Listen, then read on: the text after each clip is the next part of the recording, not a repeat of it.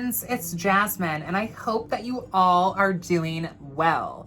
If you're new to my channel, welcome. I am a witchy content creator here on YouTube.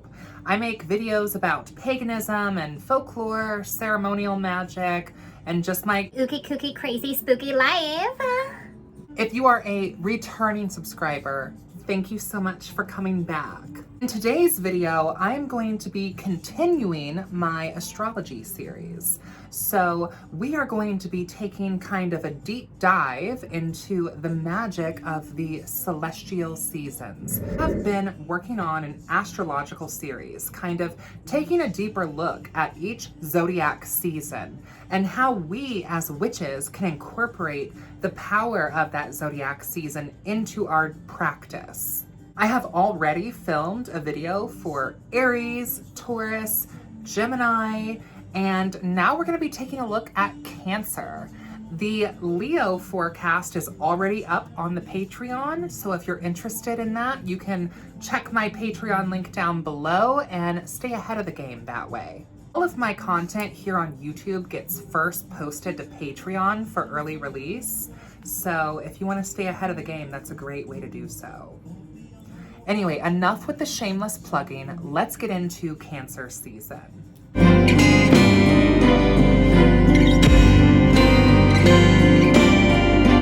So I have already made a Cancer season everything you need to know video. If you haven't already watched that, I recommend that you check that out. You can do so after watching this video, or you can go check it out now and then come back to this video. But in this video, I want to talk about the actual nitty-gritty sort of details, the folk magic and the ceremony behind Cancer season, taking a deeper dive into the fourth house, which Cancer rules, really taking a look at the planetary body of the moon, which Cancer is heavily associated with, and using these sort of cosmic energies in our practice. There is a law or a rule in witchcraft, if you will, that magic follows the path of least resistance. So what this means is technically you can weave any kind of magic at any time for any reason. Do as thou wilt, of course, always. Attuning yourself with the natural cycles, seasons, and rhythms of our natural world, of our earth, but also of the cosmos, is going to give your magic that much more of a punch. Cancer season is heavily connected to the fourth house in a natal wheel. And this is where we find what's called the IC, the Innocuous Coeli, or past lives, the Akashic records. And so our magic at this time can be most fruitful when we are taking a look at PLRs, past life regressions, which I've made some content about that here on my channel as well. This Cancer season, I am going to be working on some black mirror scrying, which is a divination technique that involves black mirrors, as you might have guessed. I believe I have a video already here on my channel kind of showing you how to make a black mirror and talking more so about black mirrors. I do also teach a workshop on black mirror scrying. If you are interested, you can check out my links down below. However, here's what I'll tell you about black mirrors in this video. Let me go grab mine. Hold on. Oftentimes, you can find black mirrors for sale in a lot of your metaphysical stores, either in person or online. And these mirrors typically come either convex or concave. And whatever you prefer is really your preference. However, there's also kind of more of like a down home way to do black mirror scrying. And when I say like down home, I mean DIY, do it yourself. You don't necessarily need to scry into some black obsidian. You don't necessarily need to scry into a dark crystal. I do believe that the properties of those crystals can help with protection and clarity and psychic development. However, we can also chant, bless, and anoint whatever tools that we are using. We as witches are inherently magic, so everything that we touch and do is inherently magical. This is one of my black mirrors, and honestly, it's one of the mirrors that I have used in my practice for about 5 or 6 years now, and it's a mirror that I have got a lot of results with. And this might look fancy to you. This might look kind of hoity-toity to you. But honestly, this is a picture frame, you guys.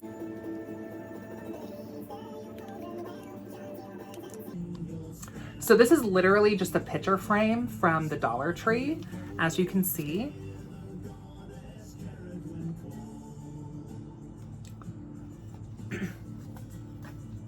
I believe I already have a video on my channel kind of showing you how I make this. If you can't find it, or maybe I haven't made it, I can make another one. Comment down below if you want to see me make a black mirror. I'd be happy to do one on live or to just show you the step-by-step process on how I make them. Typically you get a picture frame. I got this one from the Dollar Tree. You could get an antique picture frame. You could get one from Goodwill, secondhand, whatever. Just get a picture frame.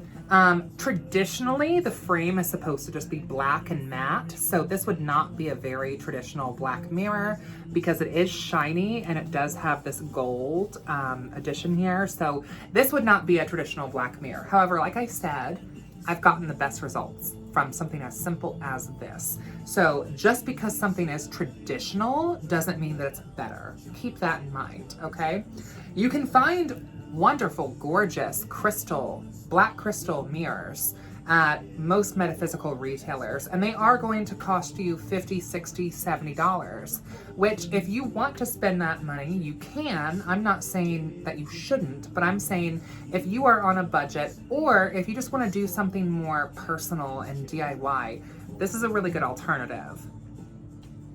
So get a picture frame, get some black spray paint and some black fabric, and then you're also going to get some herbs for psychic development, like mugwort, for example, and you're going to get your cleansing supplies. You're also going to get some protection supplies, and you're going to ceremonially consecrate this for ritualistic purposes. Now, the black mirror serves as kind of a portal. Okay, so when you're using this in ceremony, you're kind of scrying into the abyss. You are gazing into the abyss and you're looking into the abyss. You can use the black mirror to scry into the future and to see maybe what images, messages, or emotions the black mirror invokes within you. You can also use this to scry into the past, and by the past, I mean past lives. You can also use the black mirror for spirit communication. But yes, if you're interested in me showing you how to make a black mirror, I can show you how to make one. They're really, really easy, and I'm sure there's already a ton of videos on like the picture frame black mirrors online. There's a couple different techniques when it comes to actually utilizing the black mirror. Typically, you want to be in a completely dark room. So no lights on whatsoever. And if you have any windows in this room, I would recommend that you cover those up or make sure that you do this at night. In my experience, it's best to do this also during a dark moon phase. Then once you have all of that going, you want to, of course, kind of cleanse yourself and prep yourself and get yourself ready to go into ritual space. And then once you do that, you're going to set this on an altar somewhere. That's another reason why I kind of like the picture frame, is because it kind of like rests itself. And you're going to put a candle between you and the mirror. So when you're gazing into the mirror, there should be one candle flame between you and the mirror. And there's a couple reasons for this, but that one candle should be the only light in the entire room. And so that way, when you're looking into it, the light kind of distorts your vision. And also the power of the element of fire is very purifying and cleansing and can be very protective as well. And you can also kind of weave in some candle magic into the candle that you have for this divinatory practice. Now, because it is Cancer season, I would recommend that you do this to communicate with an ancestor, whether that be an ancestor in this lifetime, because the fourth house is the house of family, or that could be an ancestor or a spirit guide from a past life, because that would be the IC. And that is the energy that's being magnified by this solar time of year. So this sort of working is going to be most fruitful now. Have this going on and you're scrying into the mirror. You're going to see your own reflection within the mirror, okay? And the flame from the candle will distort your vision, as will the darkness or the abyss all around you and into where you're scrying. And it's truly a psychological effect, as well as a scientific effect and an esoteric tea. So when you're looking into the mirror, scientifically and psychologically, it kind of creates like this mirage effect because your vision is distorted. Esoterically, a spirit will manifest into the mirror for you. Now, of course, you want to always practice safe conjuring. And so I would, do some protection beforehand and also be very specific about the spirit that you are wanting to invoke into the mirror. But the longer you stare into it, the more your own reflection will start to not look like your own reflection anymore. And it's a very powerful tool. You may not necessarily see the spirit with your eyes. It might be here. It might literally be visual because there is that mirage effect. But you might also hear the spirit auditorily or in your mind's eye, in your mind's ears, whatever you want to call that. You also might smell the spirit. The spirit might also give you feelings or premonitions or messages. The spirit may also show you flashing symbols within the mirror, like sailboats and camels, grains of rice and frankincense, cigars, house cats. It might just go real quick like that. Take note of what you see in the mirror. This is a very powerful way for you on your own without a hypnotherapist to kind of connect with your own PLR, as well as connect to your ancestors and receive guidance from them. Another thing that you will see in the video that I'm going to show you soon of me actually conjuring is this sachet bag, which this is just like a muslin cloth that I have drawn myself with a Sharpie, a snake's eye. For those of you who have been following me for a while, you know that snakes are something very sacred to me. I revere snakes a lot. Most of my deities who I work very closely with are heavily tied to snakes. And then also I use snakes for astral projection a lot. I know a lot of my trad witch friends will call this my fetch spirit. If you want to call that, great. I identify with that as well. But so that's why I kind of drew this eye here. This is going to be something that is going to actually go inside of my pillowcase, underneath of my pillow. So that way I will be sleeping on it. It's going to pair with the black mirror. So I am going to be kind of blessing these together. I am going to be blessing these together and using these in unison. I'll be using the black mirror for when I'm conscious, right, for my waking reality, and I'll be using this sleep sachet and this travel bag here for my subconscious mind. So that way, when I want to rip my spirit from my body and travel outwardly in the astral realms to meet my ancestors and to meet my spirit guides on that level, I can do so through the power of the serpent in this sachet bag. So I will show you all the things that I put into my bag. Now remember, this is just my own personal folk practice. And for you watching as a practitioner, maybe you're not going to necessarily add snake vertebrae into your sachet bag like I did. Maybe you're more heavily connected to bats or crows or scorpions or owls or house cats or dogs, jackals, fish, whatever that animal might be, you're going to use a tag lock from that animal into this bag. So think about that. Have a tag lock to use. You can also draw the animal itself or draw your spirit form itself and place that into the bag.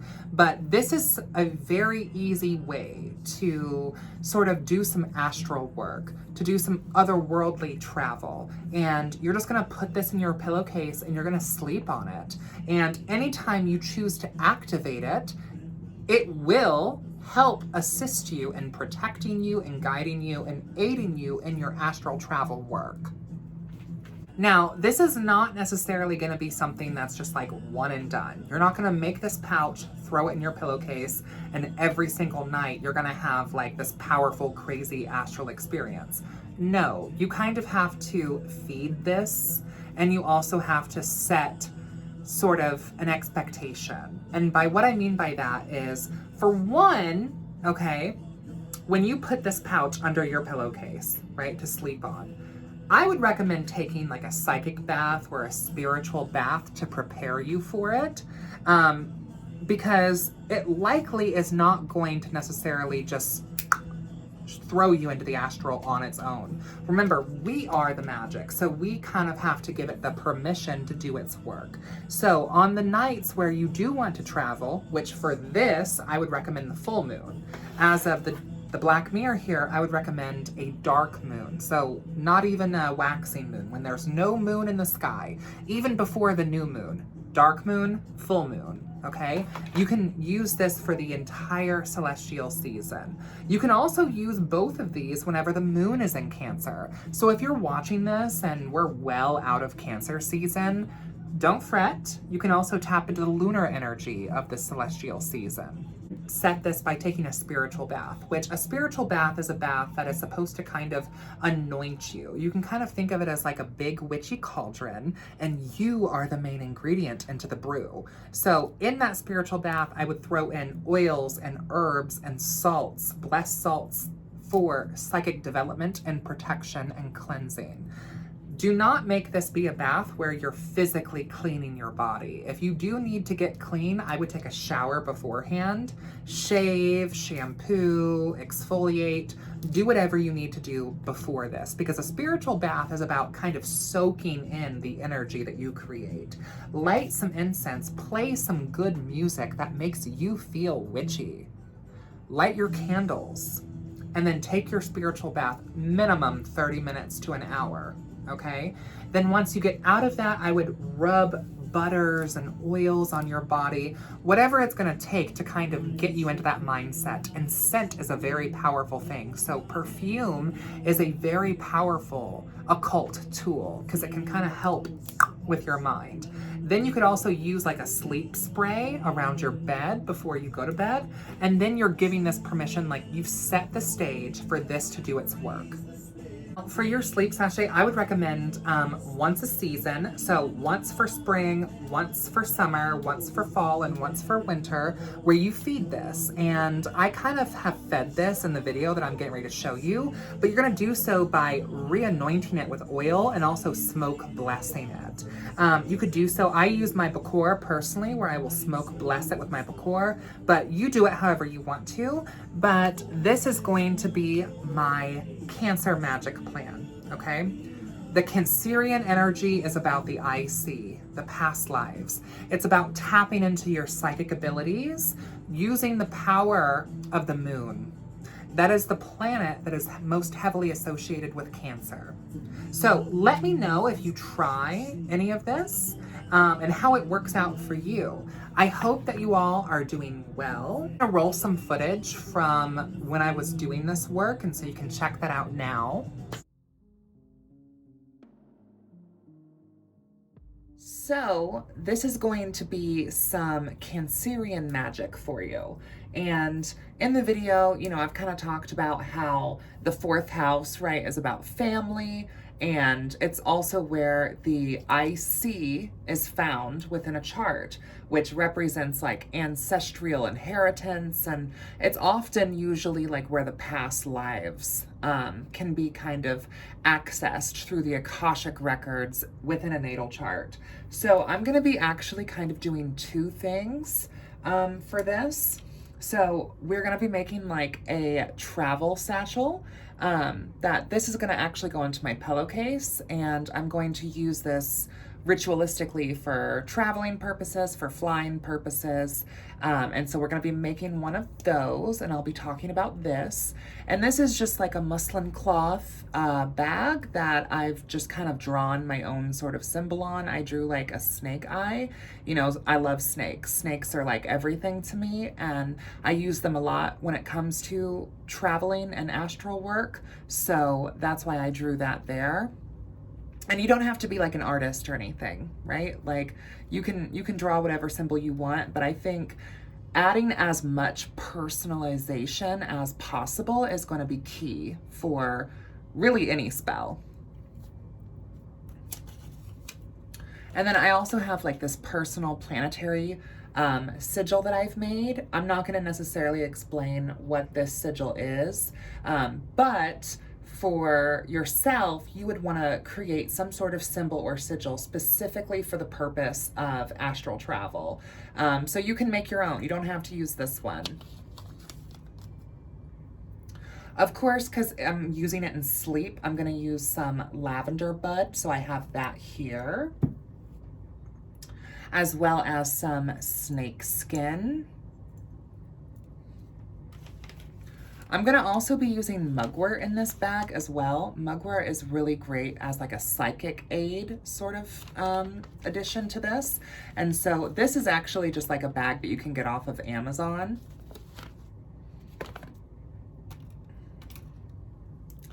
I'm going to be adding a snake vertebrae to this as well.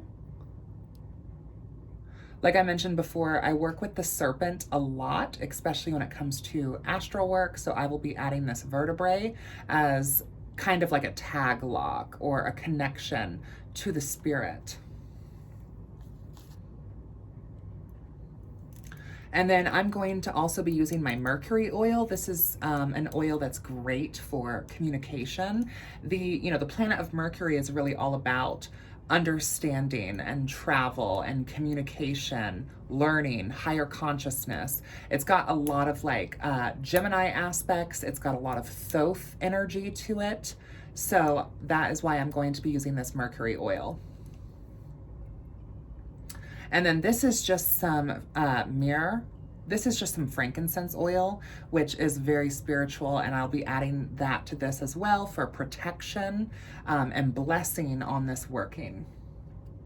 And then I have these chime candles here, which these are actually the Persephone candles from the Coven's ritual. So I'm going to be relighting those and invoking Persephone, which I'll probably like share some sort of Persephone invocation at some point in this video, but I'm gonna be lighting those candles while I make this sachet for travel. And then I'm going to be using my black mirror, which I believe I have a video on my channel already talking about black mirror scrying, how to make a black mirror if you don't necessarily want to buy one, and how to like consecrate it. I'm going to be using this specifically for ancestor communication. I think that that's going to pair really nicely with the sleep pouch that I'm making for travel.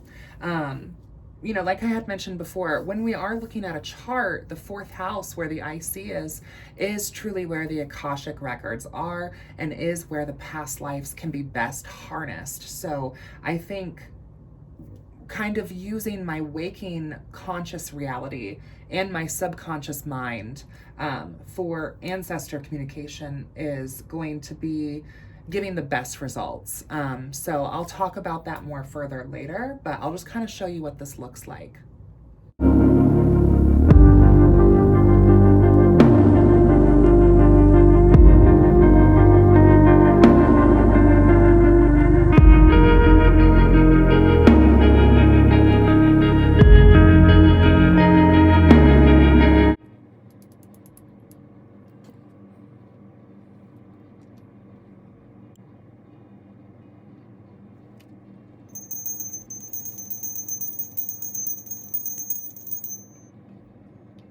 This is also some lake water from where we did our ritual.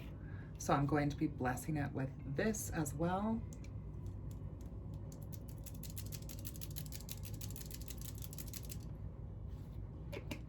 And that's how you're gonna make this.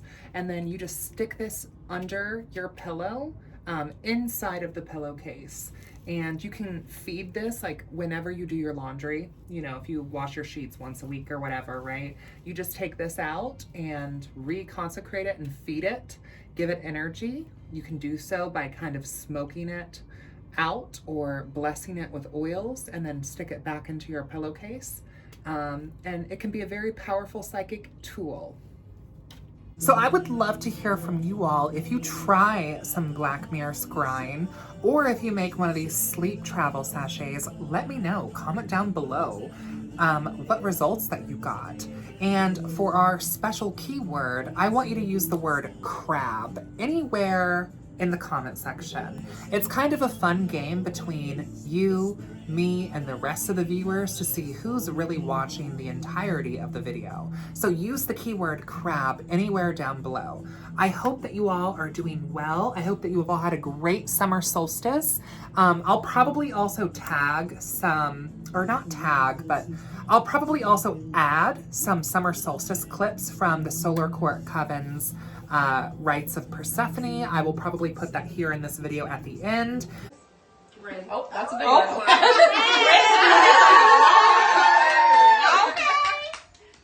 It's a video.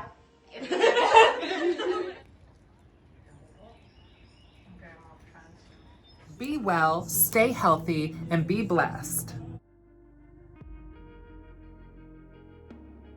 And I look forward to seeing you for our ritual on July 23rd, where we are having our Mesopotamian baddie, Ishtar, Lilith, Ereshkigal Oracle messages from the Coven Witches over here to all of you, and to say thank you for supporting me and the channel and everything that we do over here. Love you all so much, and blessed be.